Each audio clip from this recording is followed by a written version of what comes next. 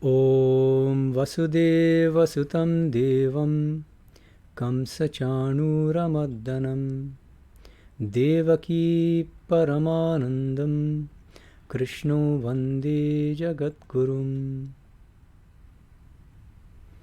Good morning, everyone. Good morning. Welcome to class 3 of our course on the Bhagavad Gita in the light of Sri Ramakrishna. A couple things right at the outset. First, class 1, after class 1, a number of people online complained about the audio quality, and so we did our best in class 2 to completely change the audio system, the mic, and after class 2, after we posted it, about something like 95% of people seemed happy, but 5% were very vocal and still complaining and saying, I still don't understand what Medhananda is saying. And so we're trying again with the same system that we used in class 2, except bring the mic closer to me. But please forgive us if it's still not perfect. We're doing our best. This is kind of an unofficial class, so that's why we're not holding it in the temple. If it were in the temple, we'd use like the super hi-fi equipment, but we don't have that at our disposal. So we're doing the best with what we have. But I hope this time that I'm fully audible to the online audience as well. That's the first thing. Second is our next class is going to be, so class 4 will be held next Sunday at the same time, 9:30 to 10:30 a.m. So we've been discussing an article I wrote on the traditional schools of Vedanta. We're comparing the doctrines of the different schools and also asking, where does Sri Ramakrishna stand in relation to these traditional schools of Vedanta on these key issues? And last week, we had spent most of our time discussing two key questions. Question number 1, what is the nature of ultimate reality, known in the Upanishads as Brahman? And I'm just going to recap that. Shankara is the only, his is the only school, classical Advaita Vedanta, which holds that Brahman is ultimately only nirguna, nirvishesha, which means without any attributes, strictly impersonal, and non-dual. And other schools, all the other schools hold that the ultimate reality is personal, saguna. But there are two schools at least of within traditional bhakti schools, namely Achintya Bheda Veda, Chaitanya school, and Shuddha Advaita Vedanta, which is Vallabha school, which hold that the ultimate reality is both saguna and nirguna, both personal and impersonal, except that both of these traditional schools, these bhakti schools, have a kind of hierarchy, and they say that the supreme reality is Krishna, our beloved Krishna, the personal God Krishna, the supreme person. So then, what about Nirguna Brahman? In what sense is Krishna Nirguna Brahman, the Brahman of Advaita Vedanta, non-dual, pure consciousness? That is just a minor aspect of Krishna. The Tanubha Pratibha, the peripheral brilliance of Krishna himself, that's what the Advaitins are chasing after, but our Krishna is infinitely greater than that non-dual Brahman. Where does Sri Ramakrishna stand? What do we discuss? Well, the answer is, Sri Ramakrishna says, Jini Nirgun Tini Shogun. Brahman and Shakti are inseparable. That reality which is nirguna, impersonal, is also personal. And the difference between his view and the view of Achintya Bheda Veda and Shuddha Advaita is that he doesn't bring in hierarchies. He doesn't say one is higher than the other or greater than the other. He says they're both equally real and equally great, and it's just a matter of temperament and preference, which one prefers to meditate on or think about or love. Okay? That was the first key question. What is the nature of ultimate reality? Second key question we discussed last week, or 2 weeks ago in the last class, is the world real or unreal? And again, classical Advaita Vedanta here is the outlier, because it holds that the world, from the ultimate standpoint, does not exist. And all the other schools hold that it does exist. And then I think I had asked you, and Govinda, I remember, quoted Sri Ramakrishna, where does Sri Ramakrishna stand on this issue? Is the world real or unreal? And Govinda quite aptly pointed out that there's somebody in the gospel, M, specifically just asks him that question point blank. Is the world unreal? And he says, why should the world be unreal? That is a speculation of, that's a Niklalanji's translation, but the original is, that is how Advaitic Jnanis reason. Those who follow Shankara's path of classical Advaita reason. But those who have attained the state of Vijnana realize that Brahman has become the 24 cosmic principles.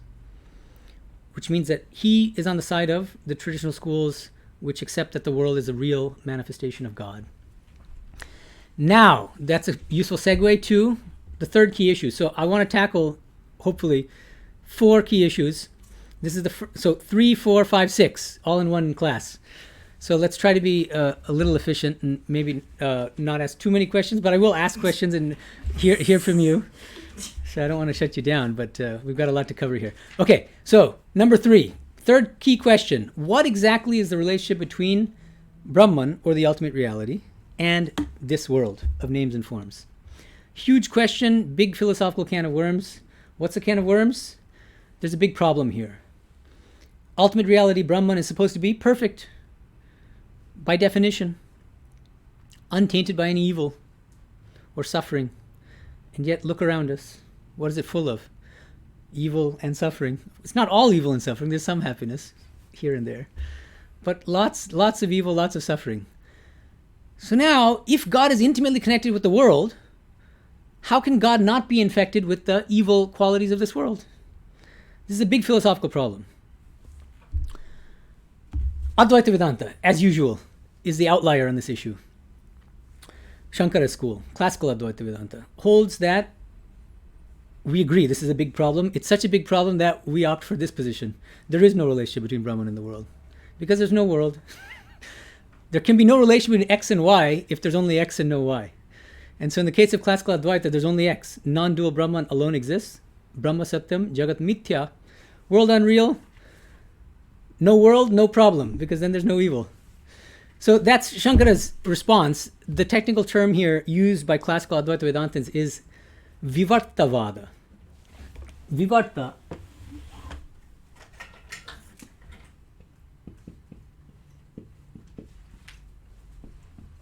Vada just means doctrine. Vivarta means illusory appearance. So to give a very simple example, the one that was Shankara's favorite, rope and snake. The snake is an illusory appearance of the rope. Exactly in the same way, this world of names and forms is an illusory appearance, a vivarta of Brahman. Brahman only appears to transform into this world. That Shankara will accept. He'll say that from the empirical standpoint, Vyavaharika standpoint, yes, it's true. Brahman as the personal God, Ishvara, transforms into this world of names and forms. But from the ultimate standpoint, personal God doesn't exist. We already talked about that in our previous class. And this world also does not exist at all. It turns out to be an illusory appearance of non-dual pure consciousness. That's Shankara's view. Now, what the Bhakti schools of Vedanta will argue is that, Advaita Vedantins do avoid this big problem of, how does God avoid getting infected by the evils of this world if it's somehow connected to the world? But at too great a cost. They're throwing out the baby with the bathwater. If I have a headache and I go to the doctor and the doctor takes a sledgehammer to my head and kills me, he does cure my headache, but he also kills me in the process. Of course. And so that's the issue. And so they say, well, good for you guys, classical Advaitins. You've managed to solve this big problem of evil, except at the cost of getting rid of the world. That's too steep a cost. We want to preserve the reality of the world, acknowledge the fact that it's not all rosy, that there is evil and suffering, and we want to maintain that God has created this world, created in the Hindu sense, so not in the sense of out of nothing, but projected this world. Would you say more manifest? Sorry? Manifest. That the world is a manifestation of God? Yeah, projection is often used, except as long as we remove the illusory connotations of the word projection. Srishti, the word Srishti in Sanskrit. What were you saying? Appearance? No, because that's too classical Advaitic, right? That an appearance becomes almost an illusion or something. So it has to be stronger than that. Okay, but let's come back here. So, other schools. of traditional Vedanta. Vishishtadvaita Vedanta of Ramanuja and the different schools of Bheda Vedanta, all of them subscribe to the opposite doctrine of Vivartavada. What's it called? Does anyone know? Anyone got it? Ajata? No, it begins with a P. Parinamavada. Parinama means real transformation.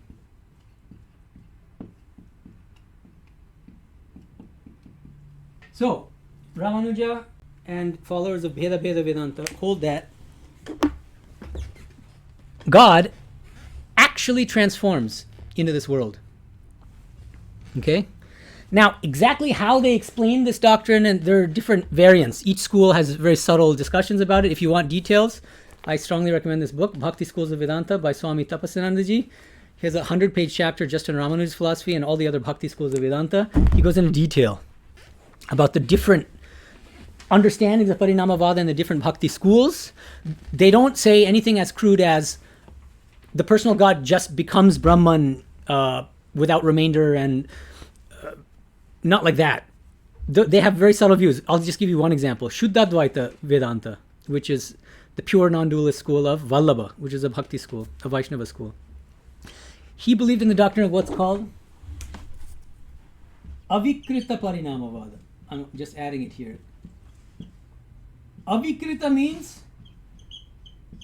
unchanged. So it sounds paradoxical, and it kind of is.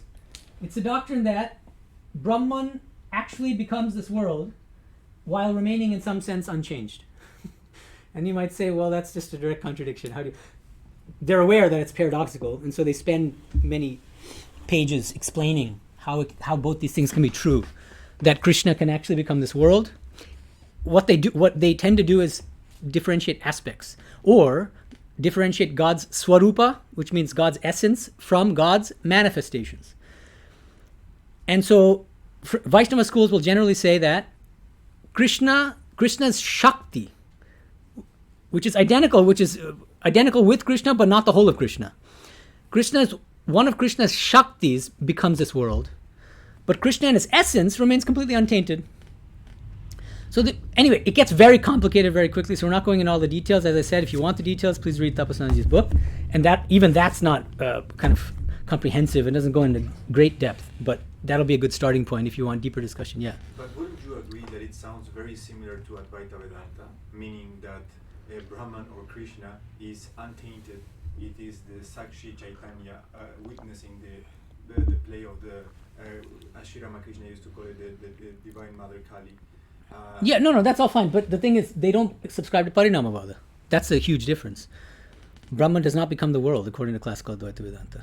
Yes, they all agree that, all the schools of Vedanta agree that Brahman is untainted by the evils of the world.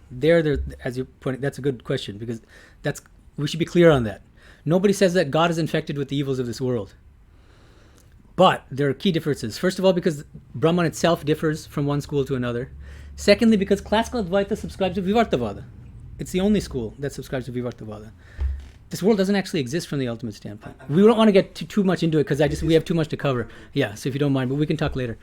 Okay, now, another thing. I have to introduce these key concepts here. In traditional Indian philosophy, there are two different kinds of causality. Okay? One is called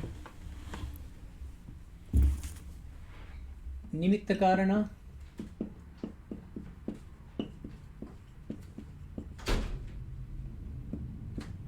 The other is Upadana Karana.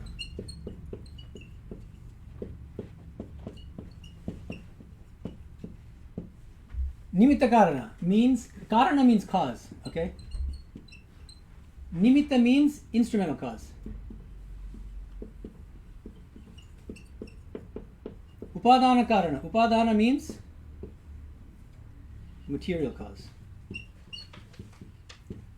Okay. So, to make things clear here, let's use an analogy from Chandogya Upanishad. Famous. Clay in pots. We love clay, we love pots. Okay, so there's a potter.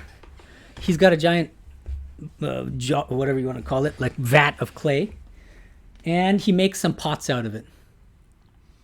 What is the instrumental cause of the clay pots? The potter. The potter is the instrumental cause of the clay pots. What is the material cause of the clay pots? Clay. The clay itself. Because it's the clay that the potter fashions into the different pots. The clay actually becomes the different pots. What's the other example used in Chandogya Upanishad? You should know this. Very good. And? Ornaments. Very good. Golden ornaments. So arguably these Upanishadic metaphors lend themselves more to a Parinamavada interpretation. Because they certainly, just as clay can actually transform into different pots, and at the same time one can say that the pots are nothing but clay. That's true, but the forms are still real. And at the same time, there's different golden ornaments. You can say those ornaments, the golden earrings, the golden bracelets, they're all nothing but gold. That's true, but does it mean that the bracelets don't exist, that the earrings don't exist? No. It seems to be more like a Parinamavada view. It gets complicated. If you want a little bit more depth, you can look at that lecture I gave a while ago called Much Ado About Clay Pots. But that's the basic idea. So now, keeping these terms in mind, according to Vishishtadvaita Vedanta of Ramanuja and Bheda Vedanta, Brahman, which is basically the personal God actually, is both the instrumental cause of this world and the material cause of the world. Both. Brahman on the one hand is like the potter, the agent who's actually responsible for creating this world, a conscious agent. But God is also the material out of which this world is made. There's a famous analogy used in Mundaka Upanishad, Yathod Nanabi Srite Grinate, beautiful analogy of a spider throwing a web out of itself and then sucking it back, withdrawing it back into itself. Sense. Yeah. I love that. But so that clearly captures both the nimitta karana and the instrumental, both the nimitta karana and upadana karana, because the world is coming literally out of the spider's own body, right? That's why Ramanuja uses a beautiful analogy. The spider's living in the world that it created. Yeah, that's right. It's Yeah, like God all is of the immanent in the stuff. world, and so Ramanuja uses beautiful analogy of that this world is God's body, sharira, and God is the shariri. Along the same lines as this Mundaka Upanishad metaphor of a spider. Now, Madhva's school of Vedanta, Madhva Vedanta, respectfully differs from these other bhakti schools and also from classical Advaita in maintaining, first of all, that Vivartavada is beyond the pale. They're hopeless. They're completely wrong. They hate. They say all sorts of nasty things about each other. He says even these other bhakti schools, which maintain that Brahman is both the instrumental cause and the material cause of this world, also mistaken. We believe that Madhvas, followers of Madhva, say that Brahman, meaning Vishnu, Narayana, the personal God, is the instrumental cause of this world, but not the material cause. One of the main reasons why Madhva opts for this position is that he thinks that the moment you claim that God is also the material cause, you can't help but infect God with the evils and suffering of this world, all the negative things that we find in this world. You're binding God too closely to this world. By positing him as the instrument but not as the material cause, you still create more of a distance between God and this world, which he thinks is necessary to avoid this massive philosophical problem. The moment you make God the material cause, it means that literally this God is nothing but this world is nothing but God. But then that means all the bad stuff in this world are also part of God. This is Madhva's logic, and I'm not defending it, I'm just telling you. And then there have been centuries of debate about this and about how to avoid this problem. Is it really necessary to, maybe this is another case of throwing out the baby with the bathwater. Isn't there a way of maintaining that Brahman can be both the material and the instrumental cause without infecting God with all the evil qualities we find in the world? That's the strategy. Don't they believe in karma? Who? Madhva? They all do, yeah. There's no difference about karma and so rebirth and all that. The suffering of the world and all that couldn't be Vyavaharika in the relative plane. like. Yeah, I mean, these things get very complicated, and let's not get too bogged down just because we just don't have time. I want to because I don't want to spend like a month on just my article, you know. We have to eventually want to get to the Gītā, which is the purpose of this class. Okay, now, what I just wanted to mention now in terms of, because I always ask the same question after each discussion of each key issue. So where does Sri Ramakrishna stand on this issue? What is the relationship between Brahman and this world? And I think what Govinda quoted last time still applies here. M directly asked Sri Ramakrishna, is the world unreal? Here's his exact response. Why should the universe be unreal? That is how classical Advaita Jnana yogis reason. After realizing God, meaning once you realize Vijnana, one sees that it is God herself who has become the universe and all living beings. Brahmai Chaturbingshi Tattva Haichan. He has become the 24 cosmic principles. The word in Bengali is Hoyeche. Hoyeche. That literally means has become. That at least seems to suggest the language of Parinama. I mean, if you just take it literally. Has become. Don't the clay has become different pots. The gold has become the golden earrings and the golden bracelets. Likewise, Brahman as Shakti has become everything in this world, all the names and forms you see around us. But even the word become falls a little bit short because it means that in the past it wasn't, and then it became. And I don't think. Why does it imply that because it wasn't? Become, No. Cyclical, so. Yeah, right. No, in that sense. So there's manifest universe, and in the latent state, right? Cyclical creation. Thank you. That's exactly the answer.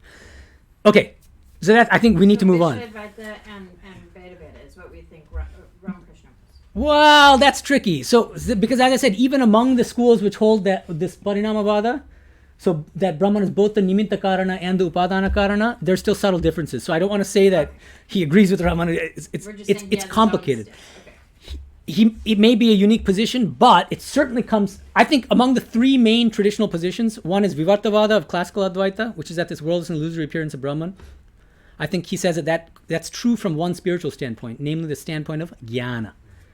When you come back from the state of nirvikalpa samadhi, you look upon this world as unreal. Okay, but that's not the ultimate realization. He says the ultimate realization is vijnana, so we can ditch that as his ultimate position. Number two, I don't think he accepts Madhva's position, because he certainly does believe that Brahman is not only the instrumental cause of this world, but also a material cause of this world. So he comes closest, that's what I want to say. Among all the traditional schools, he comes closest to the Parinamavada view and the view of Chandogya Upanishad with the clay pots and the golden ornaments, and the Mundaka Upanishad with the spider throwing the web out of itself and withdrawing it back to himself, that God is both the instrumental and the material cause of this world, that Brahman has actually become everything in this world. But there may very well be subtle differences philosophically among the different schools of Vedanta which subscribe to Parinamavada. So I want to leave that open because it's a very complicated issue. But I think he does subscribe to some form of Parinamavada. That's how I want to end this discussion. Fourth key question. What is the relationship between Brahman, the ultimate reality, and the jiva, the individual soul, us, each of us? Advaita Vedānta, classical Advaita Vedānta, says that the individual soul is absolutely identical with Brahman. No difference whatsoever. You might say, well, then why does it seem like we're all sitting in a room on different chairs and that we're all different? None of us feel that we're Brahman. Seems. Yeah, seems. That's good. That's part of the answer. We appear to be different from Brahman because of what Shankara calls upadhis, limiting adjuncts. I am ignorant of my true essence, my true nature as non-dual pure consciousness. And out of that ignorance, I impose upadhis on myself. I am Swami Medhananda. I'm teaching a class now. You are Govinda sitting there listening and laughing at me. I'm joking. Laughing with me. Yeah. Huh? What? Didn't you call it a dual standpoint? Two-tier ontology maybe or something. I don't remember what I said. But Empirical. Okay.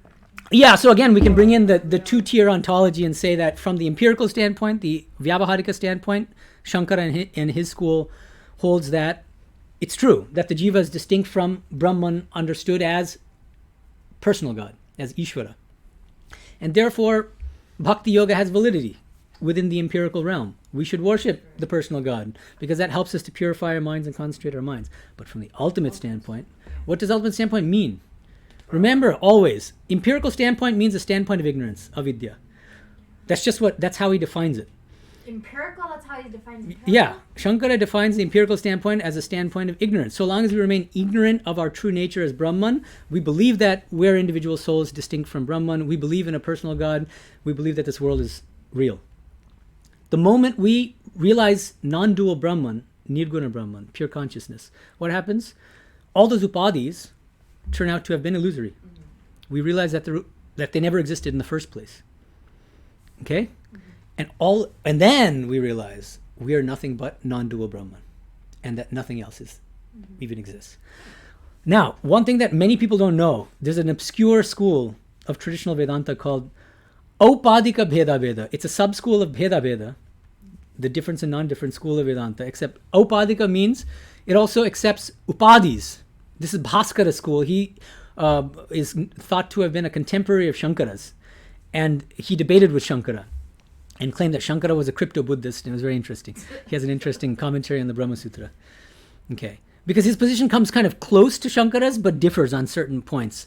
So here he says, I agree with Shankara, that the jiva is in essence identical with Brahman, except I disagree on certain key points. Number one, what's the essence of Brahman? It's not Nirguna, it's Saguna, according to Bhaskara, the personal God.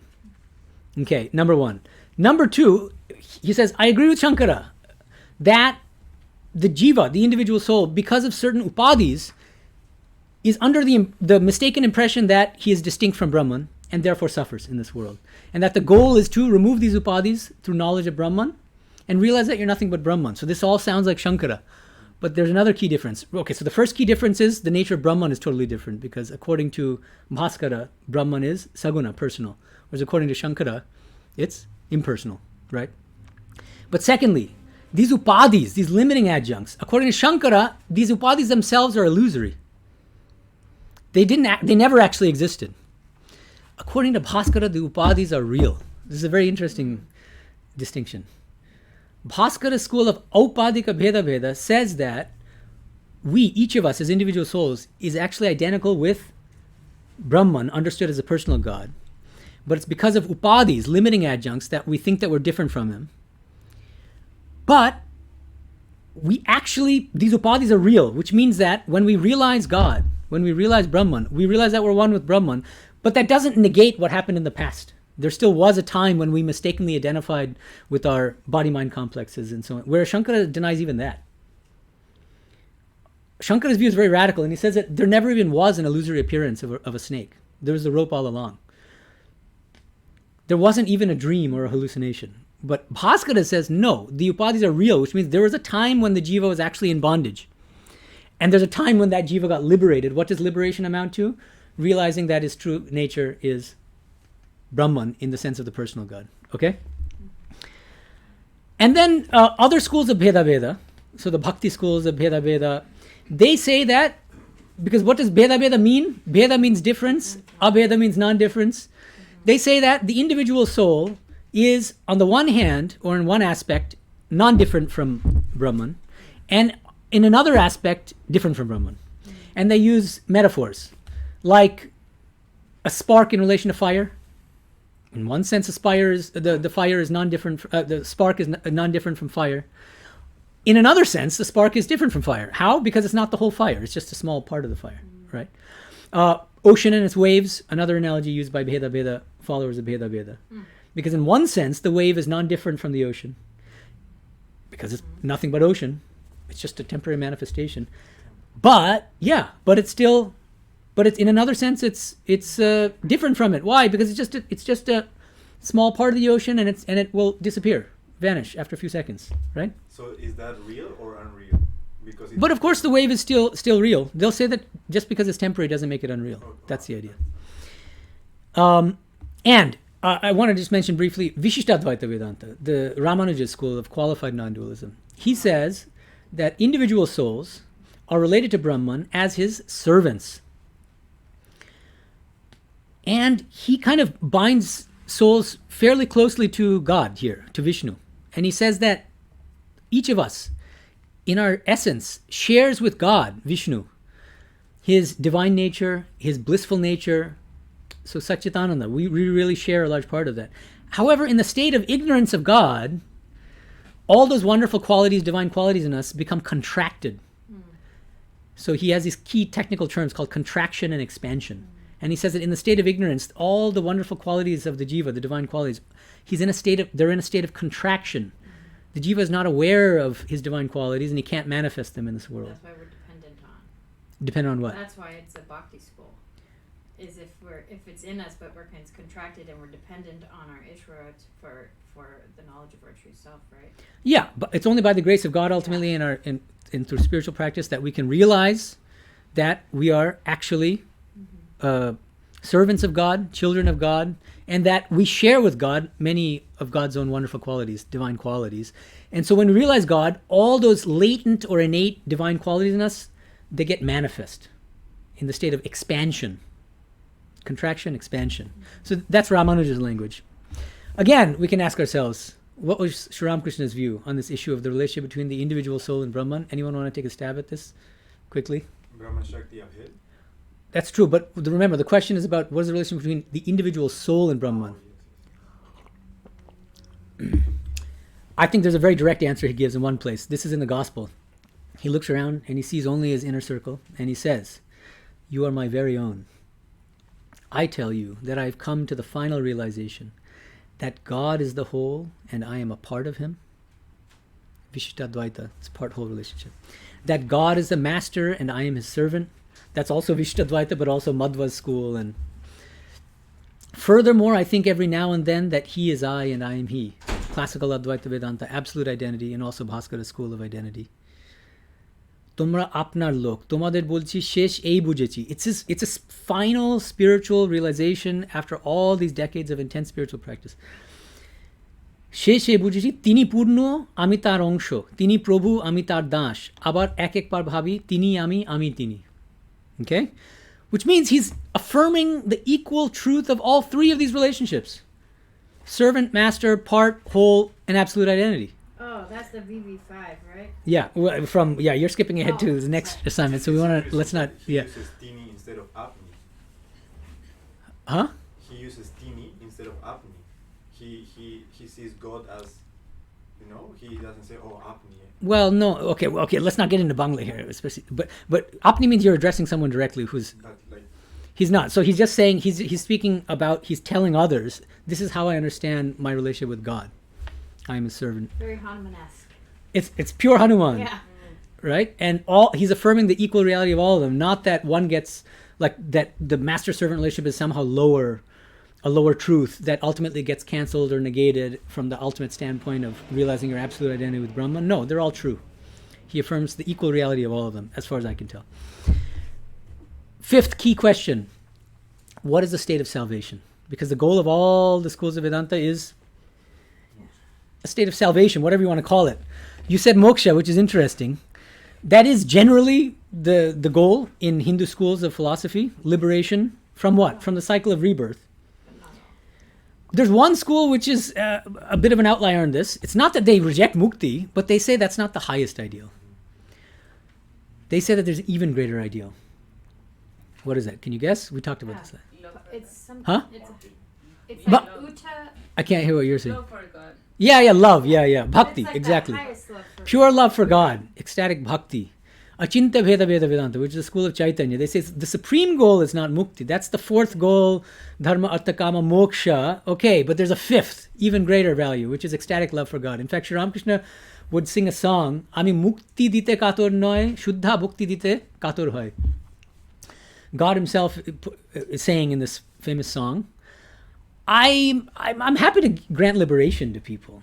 What I'm reluctant to give is ecstatic bhakti for me, which seems to be in line with this extreme ecstatic bhakti kind of sentiment of Vaishnavism. And the liberation is just a byproduct. Exactly. And so, according to this school, it's not that they don't accept liberation. They say that, if you attain ecstatic love, you get everything automatically.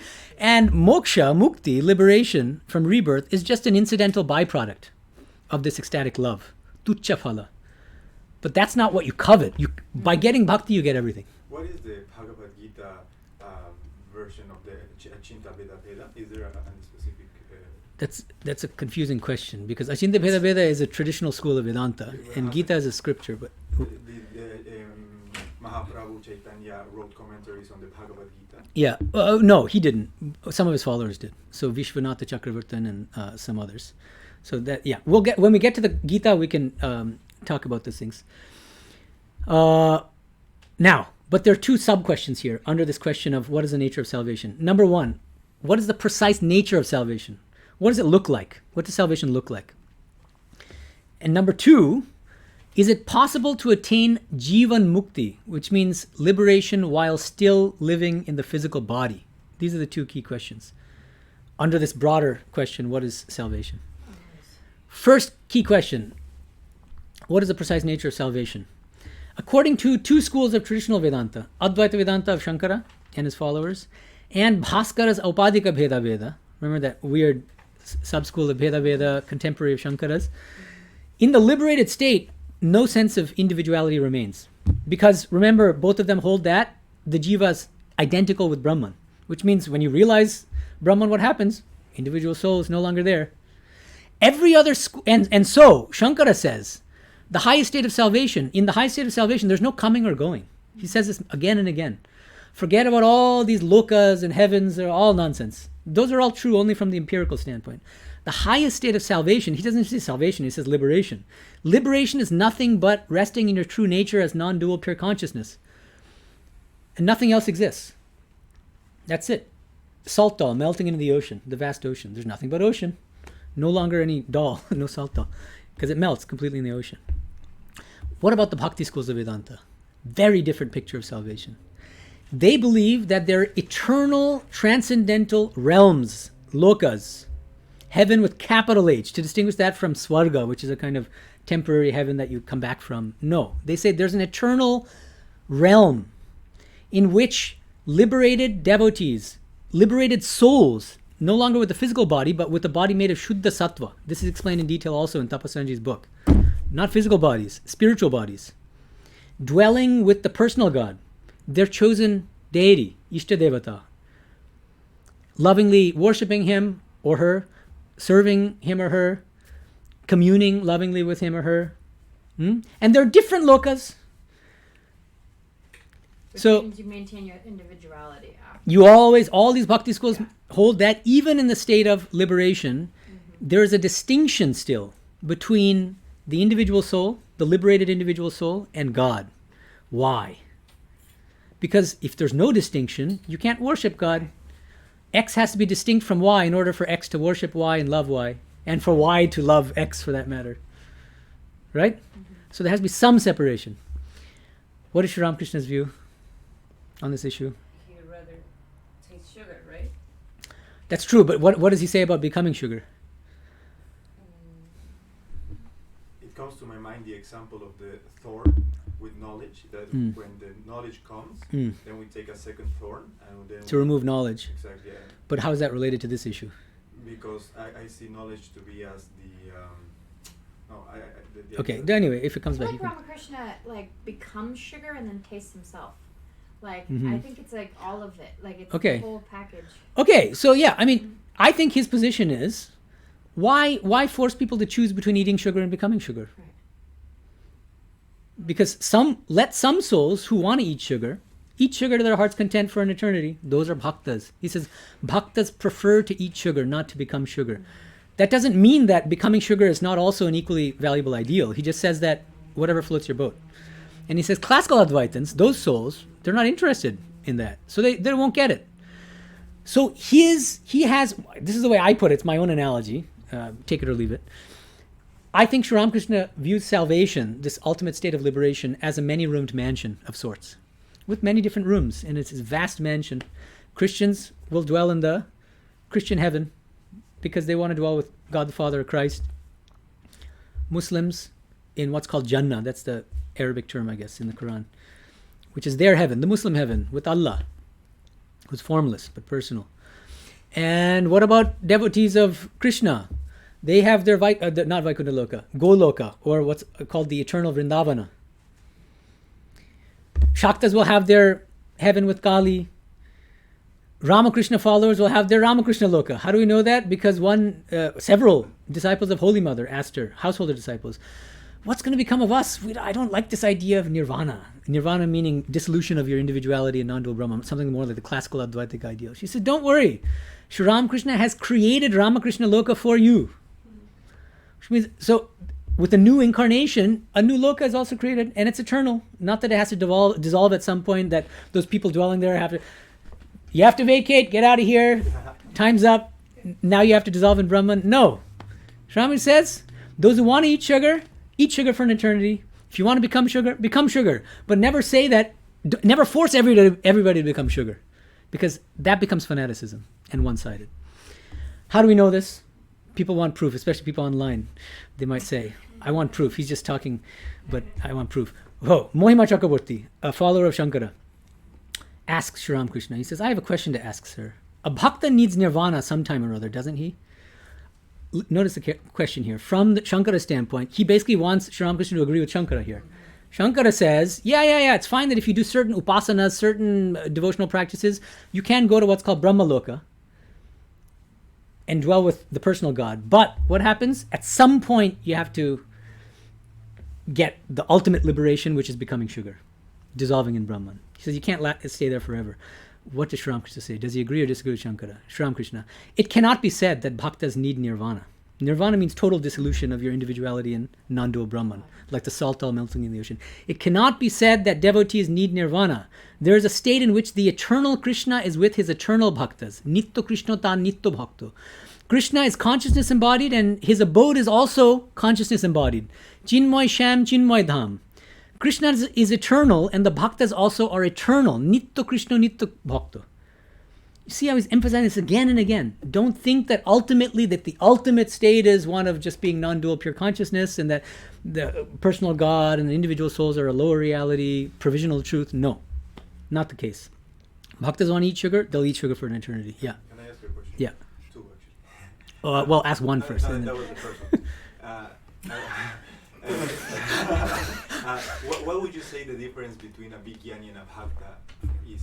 Vijnani is a bhakta, but it's a very special kind of bhakta. It's a subset of bhaktas. Maybe. Not all bhaktas are Vijnanis, but all Vijnanis are, What or maybe most Vijnanis are bhaktas, huh? Yeah, I mean, but what We'll get to that. Well, actually, unfortunately, you probably won't be able to get to that later. But when we get to my chapter 1 of Infinite Paths, when we actually talk about Sri Ramakrishna's philosophy, it'll be more appropriate there because we're still talking about traditional schools here, and for the most part, because these are good questions, but we'll get too deviated from our Just for completion's sake. Yeah. So for the Bhakti schools of Vedanta, Yeah. when they say that the Bhakta will eventually go to that loka and he will eternally worship and serve God there. Yeah, correct. I mean, I'm not able to picture what does that worship involve. I mean, and what. I mean, this is the limitations of our own finite, ignorant state, right? I mean, it's like, and try to imagine any state of spiritual experience. How can we, with our ignorance and our finite minds, grasp them? So these are the limits of language, limitations of our finite human minds, limitations of ignorance. So when we say It might not sound appealing. It might be like it sounds like kind of boring, but yeah, not that. But understand. And I'm what the saying, worship involves. yeah, well, I mean, Just having love. Just love. love, and Just the love for God. look, I'm not there, and so yeah, it's difficult. But I think these are ineffable things that you can't really fathom with our finite minds. To come back to give you a short answer to your question, just so you don't come away disappointed. He's leaving for oblivious. Okay, non-Vijnani bhaktas, right? They typically don't realize non-dual Brahman at all. They don't believe. Ramanuja does not believe in this. Does not believe in the reality of Nirguna Brahman in the sense of Shankara. He does not believe that Nirguna Brahman in Shankara's sense exists. He doesn't believe in non-dual, impersonal, pure consciousness, which means obviously he won't accept the state of Nirvikalpa Samadhi. Philosophically, at least. Maybe he had the experience, but he doesn't accept it. Okay? So therefore, so for these people, for this kind of bhakta, realization of Vishnu is enough. Realization of the personal God is enough. Because that gives them, once they leave the physical body, what happens? They dwell in their Vishnu loka and they're with the personal God. What distinguishes the Vijnani bhakta from that kind of bhakta? Because you only attain the state of Vijnana after you attain Jnana in the state of Nirvikalpa Samadhi, which is that you realize that you're not, in your deepest essence, are nothing but non-dual pure consciousness. That's a crucial difference between an ordinary bhakta who has still realized God as the personal God and the Vijnani bhakta who, after having realized non-dual Brahman as his deepest essence or her deepest essence, comes back to this world and sees that non-dual pure consciousness is inseparable from Shakti, which has become the 24 cosmic principles. Okay. That's a short answer. And now, did I answer your question? Yeah, Oh yeah, sort of. Okay, we do what? Let's try to conclude because there's another key question I want to raise, and it gets complicated. remember the second sub-question, and then we haven't even got to sadhanas yet. Okay, so let's try to hold off on the question for the remainder of the class. Is jīvanmukti possible? Is liberation while in the physical body possible? Another big philosophical can of worms. Let's start with classical Advaita. They accept it. They do, but they don't. And so that's the problem. So it's complicated. Like those Facebook statuses of some people, relationship status, it's complicated. Advaita Vedānta. Is jīvanmukti possible? It's complicated. On the one hand, they say, yes, of course jīvanmukti is possible. We're famous for believing in jīvanmukti because the scriptures teach jīvanmukti, so how can we not believe it? Yes, wonderful. Great. No, it's not as simple as that. Why? Because let's go back to the philosophy of classical Advaita Vedanta. What do they say? What's the status of this world from the ultimate standpoint? Non-existence. Now, the question of jīvanmukti itself as a concept means liberation while still in the physical body. Is the physical body ultimately existent? Yes or no? No. So then there's no liberation. So now, so it's complicated. So it gets complicated very quickly. So according to classical Advaita, this entire world, including all physical bodies, are a product of ignorance, of non-dual pure consciousness, of Brahman. Now, liberation, by definition, is the total eradication of ignorance. Uncontroversial. If you've completely eradicated ignorance, then there should be no world. But you also need Because the world is a product of ignorance. No ignorance, no world. You see, world, product of ignorance. The cause of this world is ignorance. If you have attained liberation, no ignorance. That means you pulled the rug out from under this world, then there should be no world. So now, what do classical Advaitins say? This is their own. I'm not saying it as a critic of classical Advaita. I'm saying classical Advaitins themselves are saying this. Madhusudana Saraswati, if you read the text, and if you're interested in a deeper study of this issue of is jīvanmukti possible in classical Advaita Vedanta, Lance Nelson, a scholar in San Diego, has a wonderful article on this, which maybe I'll post this under the YouTube description for people who are interested, but it's hardcore, but it goes into great detail, starting with Shankara, then going into the post-Shankara classical Advaitins like Madhusudana Saraswati, Chitsukha, and many others.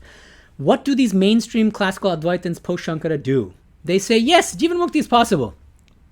But even the jīvanmukta has what they call a trace of ignorance. Avidya lesha is the Sanskrit term. A trace of ignorance, which explains why, even after they realize that they are one with Brahman, that they still exist in this physical body. And suffer. Suffer is complicated. The body might undergo suffering, but they don't identify with the body. And so that's what makes it, that's the difference between the jīvanmukta and ordinary ignorant people, right? And so these classical Advaitins say, yes, we accept jīvanmukti. What is a jīvanmukta? Somebody who has attained jnana, knowledge of non-dual impersonal Brahman, but who still have a tiny trace of ignorance, which is responsible for their prarabdha karma, that remaining karma which is keeping them in this physical body. And then you might ask, well, there are a couple questions here which need to be raised in this context. What does it mean for a jīvanmukta to have a trace of ignorance?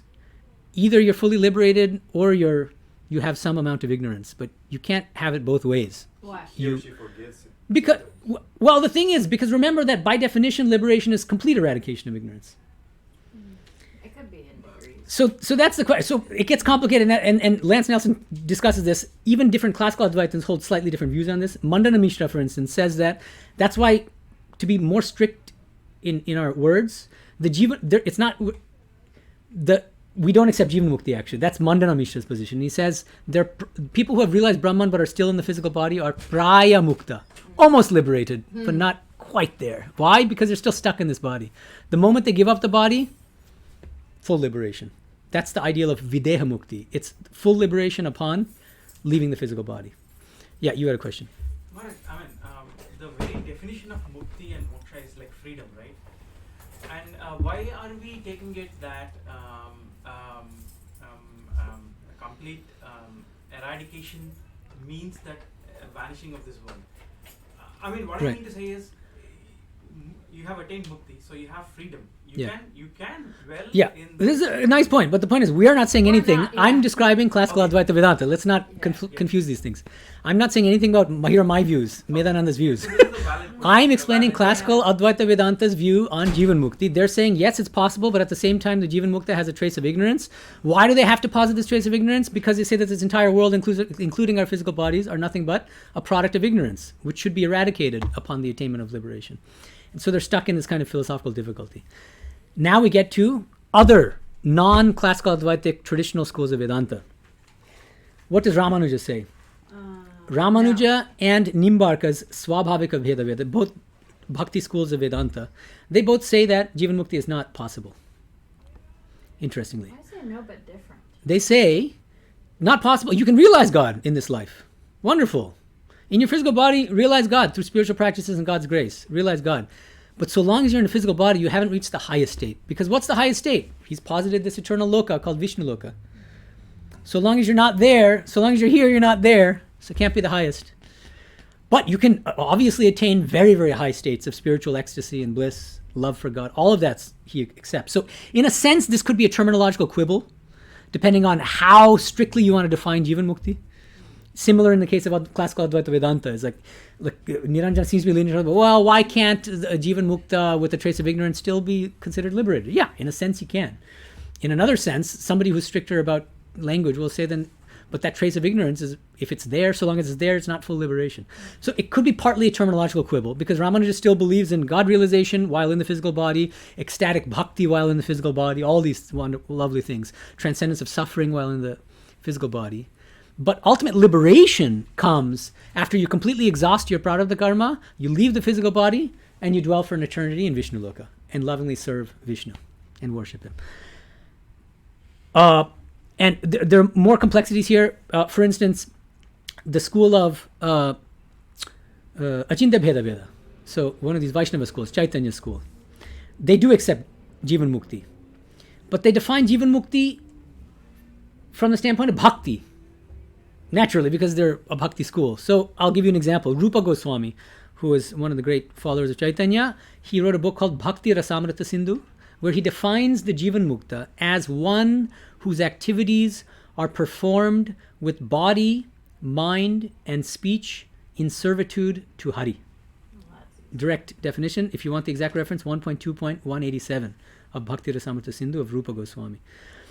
So you see, he's defining the jīvanmukta in this way. He also, like Ramanuja, accepts that the ultimate state of salvation is actually this eternal transcendental realm. But he's giving a slightly different definition of jīvanmukti, which allows him to accept the possibility of jīvanmukti, because he's defining it in terms of bhakti.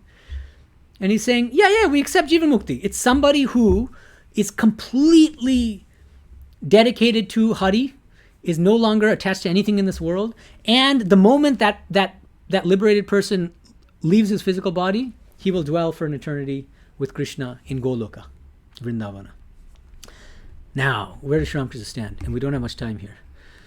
So I'm just going to answer the question, because we have to get to this final question of sadhanas. Yeah. So that's God's grace. yeah. So okay. So now, what does Sri Ramakrishna say? In the Gospel, if you read the whole thing, you'll see he does talk about jīvanmukti.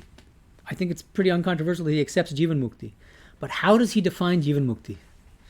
Very quickly, if anyone wants to take a stab at this. Nirvikalpa Samadhi. Absolutely not. Anyone else want to take a stab? Just say it. He just directly defines it. Shram, I'm quoting directly from the Gospel. If by the grace of God, a person but once realizes that he or she is not the doer, then that person at once becomes a jīvanmukta. Though living in the body, that person is liberated. In another place, the devotee of Kali is a jīvanmukta, full of eternal bliss. Where does he stand in relation to these traditional schools of Vedanta then? I think the same as Achintya Bheda Veda? No. The same as Advaita Vedanta. How do you get that? Because by realizing our Sakshi Chaitanya as being the pure... He doesn't use any of that language Yeah, here. but it was... Okay. We'll talk about that later. We just don't have time. Yeah. So, but it's... I think at least... Yeah, surface appearance here is he's defining jīvanmukta in terms of bhakti, terms like God, the personal God is a doer, I'm not the doer, doesn't bring in Sakshi Chaitanya at all, doesn't bring in Brahma Satyam Jagat Mithya, it doesn't bring in Avidya Lesha, the trace of ignorance, doesn't bring in at all the classical framework of Advaita Vedanta. What he says is, the jīvanmukta is the bhakta who has completely eradicated ignorance of the personal God, and who knows that He is completely free from egoism and doership. That's how he defines jīvanmukta. The jīvanmukta is the person who, by realizing God, has completely eradicated egoism and doership. And because of that, he doesn't run into the philosophical problems that faces classical Advaita Vedanta. He doesn't need to posit a trace of ignorance. Also because of this Vijnana Vedanta framework supporting his philosophy, which is that he accepts Shakti as real and inseparable from Brahman. Okay? We need to get to this final section. That's why I'm sorry for not kind of letting all of you speak longer than you could. Last question, big question. Spiritual practices. Which spiritual practice is the highest? Big question in traditional schools of Vedanta. And I'll have to be brief here. According to Shankara school of classical Advaita, we've already talked about this briefly, so we'll go through this fairly quickly. Highest yoga of the four, what? Jnana yoga, naturally. The yoga of knowledge. Why? Because that's the only one that grants knowledge of Brahman, according to Shankara school. Okay? And he says that what is Jnana yoga? It's Shravana, Manana, and Nididhyasana. Hearing what? Hearing from a qualified guru, the Mahavakyas. Tattvam Asi, you are that non-dual pure consciousness. Or Aham Brahmasmi, I am non-dual pure consciousness. Right? When that happens, you hear first of all this Mahavakya. Number two, Manana. Well, no, first reflect on. It's more intellectual. The second stage is more reflect on this highest teaching that I am identical with non-dual pure consciousness. Remove doubt, raise objections, and say, well, what about this? What about what the Buddhists say? What about what the Sankhya say? What about, there are all sorts of other positions on this issue, right? In order to gain conviction about the truth of classical Advaita Vedanta, you have to remove doubts, address objections. That's manana. Third step in this process of Jnana Yoga, according to Shankara school, nididhyasana. That's when you deeply meditate on your true nature as non-dual pure consciousness. You try to internalize this truth in your day-to-day life and actually live as Brahman rather than as a body-mind complex. Through that process, Shankara says, you'll eventually attain Brahman, if you're sufficiently pure in mind. Interestingly, and this is something that many people don't know, Shankara school is not the only school that accepts Jnana Yoga. Ramanuja also accepts Jnana Yoga, but defines it a little bit differently. According to Ramanuja's school of Vishtadvaita Vedanta, Jnana Yoga is the practice of meditating on our true, eternal, spiritual nature as individual souls separate from the body-mind complex. Ramanuja fully accepts this. He says that it's a prerequisite for attaining bhakti and for even practicing the highest practice. According to Ramanuja, the highest spiritual practice is bhakti yoga. But he defines bhakti in a very sort of lofty way. He says that bhakti is constant recollection of Vishnu. And the moment you say constant recollection, then you know that this is a high state. This is not just like going to arati and being absent-minded and khandana bhava. No. Constant recollection means you are completely free from worldly attachments. And you're so intoxicated with God that you can think of nothing but God, you don't even identify with your body-mind complex. How do you arrive at that blissful state? Which is just a prerequisite for practicing bhakti yoga through jnana yoga and karma yoga. A combination of karma yoga and jnana yoga. We don't have time, sorry. And so, it is jnana. He says it's jnana. Yeah. Oh, vijnana. Yeah. Well, okay, yeah. But of course, but as I said, Ramanuja doesn't believe in Nirguna Brahman. So again, let's not confuse paradigms here. Remember, no Nirguna Brahman, according to Ramanuja. Jnana yoga means realizing your true nature as an individual soul separate from the psychophysical complex. You have one individual soul, which is eternal. I have a different one, which is eternal. And I suffer because I mistakenly identify with this body-mind complex. I can only feel true bhakti for Vishnu when I've broken my identification with the psychophysical complex. I achieve that through a combination of karma yoga and jnana yoga, which is forbidden in Shankara's school of classical Advaita. He says you cannot mix karma yoga with jnana yoga, because they're meant for differing spiritual levels of spiritual aspirant. Shankara says karma yoga is for people who are not yet qualified to practice the higher practice of jnana yoga because they have impure minds. So through karma yoga, you purify the mind, then you become qualified to practice the highest practice of jnana yoga, then you attain knowledge of Brahman. Ramanuja defines jnana yoga differently and says that it's a lower practice than bhakti yoga, and says that yes, through the combination of karma yoga and jnana yoga, you will attain purity of mind and you will ultimately realize this realization called Atma Avalokanam. It's a very beautiful term, which means you realize that you are the eternal individual soul separate from the psychophysical complex. Only then are you qualified for the highest practice of bhakti yoga. Because you can't really feel love for God so long as you identify with the body-mind complex. This is a very important teaching for us. Many of us are bhaktas, and we like to think that bhakti itself is very easy. In a sense, but the beauty of bhakti is there are no prerequisites. Wherever you are, whatever you've done in this life, you can start practicing bhakti yoga. How? By praying to God, confessing your sins to God, by coming to arati, thinking of God. All of these things are wonderful. All these Ramanuja accepts, even as when you're practicing karma yoga and jnana yoga, you can still practice these, you can call them kind of preparatory bhakti disciplines. But with the ultimate aim of breaking your identification with the psychophysical complex, so that you realize that in your deepest essence, you are an eternal individual soul, which is a servant of Vishnu, then you are qualified for the higher practice of the true practice of bhakti yoga proper, in a sense. Because then you'll be so intoxicated with God that you'll think of nothing but God. And that alone, that constant thinking of God, by God's grace, leads to knowledge of Vishnu, spiritual realization of Vishnu, and then after you leave the physical body, you dwell for an eternity in Vishnu Loka with Vishnu, which is the ultimate goal for bhaktas. And then Madhva says the same thing? Madhva, Karma and Jnana? Jnana Yoga, I don't think he really has that concept. I'd have to go, but I don't think he has that kind of developed understanding of Jnana Yoga as a separate practice. But that's why I was saying that this is unique to Ramanuja's school of Vishtadvaita. But we should not make the mistake of thinking that bhakti schools have no place for Jnana Yoga. Ramanuja clearly accepts Jnana Yoga, but defined somewhat differently from Shankara's. And then he says it's a prerequisite for practicing the higher practice of Bhakti Yoga. So all these are kind of differences with Shankara. So now, last question before we end this class. What is Sri Ramakrishna's view on these different spiritual practices? Anyone want to take a stab? I think he says as long as you think your body pray to God, which I think infers Shankara's. Implies Shankara's view. So that's one standpoint, which is that in some places he seems to say that so long as you identify with the body, you should worship God, which means that, well, when you attain the highest truth, which is you break your identification with the body, then the highest truth seems to be Shankara's Advaita Vedānta. And so Jnana Yoga is the highest path. What do other people think?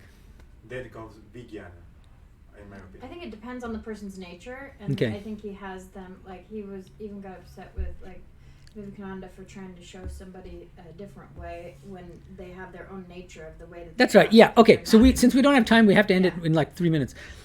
I'm going to quote directly from the Gospel. Innumerable are the ways that lead to God. There are the paths of jnana, of karma, and of bhakti. If you are sincere, you will attain God in the end, whichever path you follow. So I think this doesn't support your view, because I think that he's not putting jnana on a higher footing than karma yoga or bhakti yoga or raja yoga. He seems to say more what Niranjana is saying, which is that it's really a matter of temperament, preference, whatever works for you. If the goal is to get to the roof, there's an elevator, there's a staircase, there's a rope. Some people are very adept at climbing a rope, so they'll climb with the rope. Other people, elevator, great, but other people take the stairs. Does it mean that one is a better method than the other? No. Right? And so that's how I want to leave this. So again, you can disagree with me, and I'm giving you my take on how I think Sri Ramakrishna stands in relation to these traditional schools of Vedanta. I have given you some quotations. You might say that I'm cherry picking. That's why the next class, the next probably 2 classes, are going to be devoted to chapter 1 of my book, Infinite Paths to Infinite Reality, Sri Ramakrishna and Cross-Cultural Philosophy of Religion, which is a philosophical study of Sri Ramakrishna. We're only reading the first chapter of this 8-chapter book. That's a really good chapter. Thank you, that's kind of you to say. The chapter is called Sri Ramakrishna's Harmonizing Philosophy of Vijnana Vedanta, and this is where I actually argue in detail for my understanding of Sri Ramakrishna's philosophy as Vijnana Vedanta, in opposition to people like you who think that Sri Ramakrishna's ultimate standpoint is Shankara's classical Advaita Vedanta. I take into account scholarship which defends the view that you're defending, for instance. Omkarananda, Dhireshananda, Dinesh Chandra Bhattacharya, all of these are unfortunately written in Bengali, so people who don't know Bangla can't read these texts. But I've given the references, and for those who can read Bangla, more power to you, and you can actually go to the original text and you can see whether you find their views more plausible than mine. I encourage you to do that. Try to refute me. I encourage you. I find it fun. But so far, no takers. A lot of people who criticize my book without having read it, but that's not what I'm talking about. Read the book and then refute it with evidence. That is much harder to do. Good luck. Om Shanti Shanti Shanti Harihi Om Tat Sat Shri Ramakrishna Arpanamastu.